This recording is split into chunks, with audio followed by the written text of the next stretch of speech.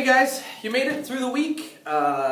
Shortened periods today because it's Thursday as always, but you do have a day off tomorrow because we have parent-teacher conferences today and a staff development day tomorrow. But I wanted to make sure that I sent you on your way knowing exactly what this book 1 is going to look like on your new assessment.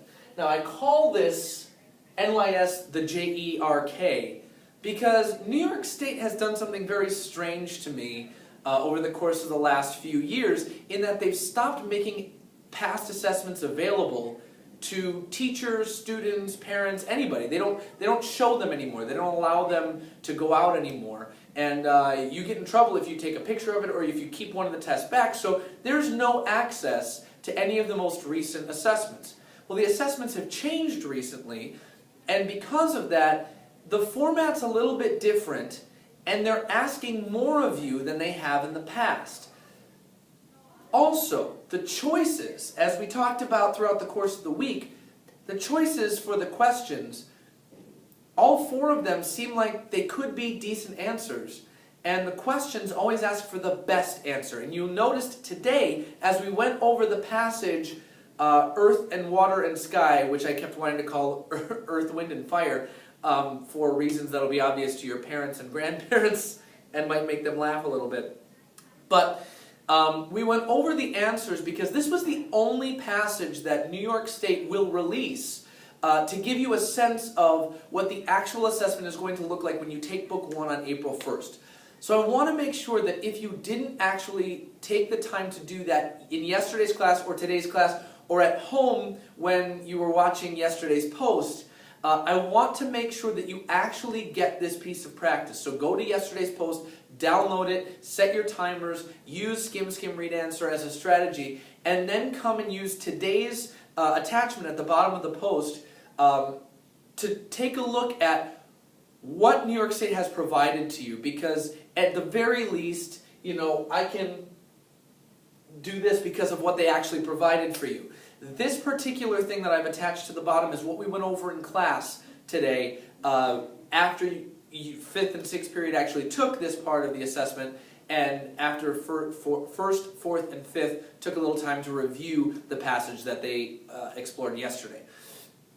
What this resource does for you is it breaks down why the correct answer is the correct answer, and why the incorrect answers are incorrect answers. Now, it does it using an awful lot of teacher speak, which I kind of translated for you during the course of class today as we were discussing, you know, the different questions and the different choices, and why this one was a better choice than this one, even when it seemed like there were 4 pretty good choices.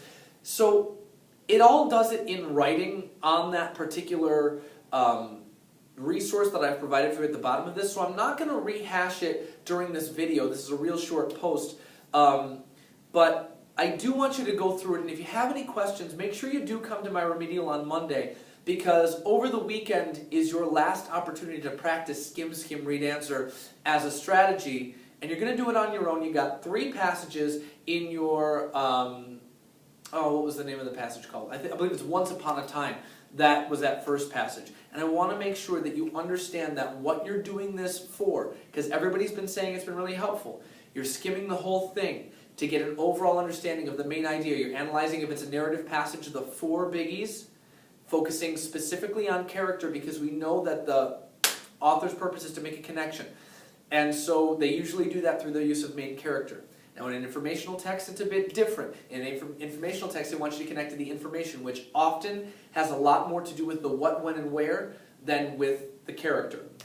So understanding how to approach those 2 different texts differently will give you a good sense of how you approach the skimming portion. Once you skim the actual passage, you go through, you skim the questions and the answers to give you a focused context for your purpose in reading, what the authors want you to connect with specifically as you're reading the passage. Then you go through and you actually read. You don't flip back and forth, you read. If you come across something that you think might answer one of the questions, underline it, highlight it, put a star next to it.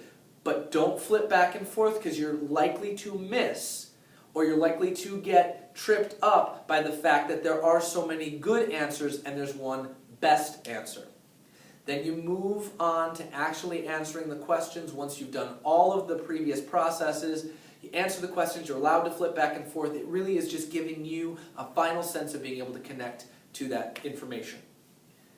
At the end of the 3 passages that you have for this weekend's homework, this long weekend's homework, there are 2 short answer response questions. I just want to remind you that you should be using the short answer response strategies that we went over earlier in the week to get your full 2 points. Remember that you need a thesis statement and 2 quality supporting details, so you need at least 3 sentences. But also remember that because people are grading this and your goal is to be a writer communicating a main idea, you're going to pay specific attention to making sure it is clear and it sounds like a human being wrote it. So if it needs a transition sentence between the supporting details, use one. If it needs a concluding sentence at the end to tie it all together, use one.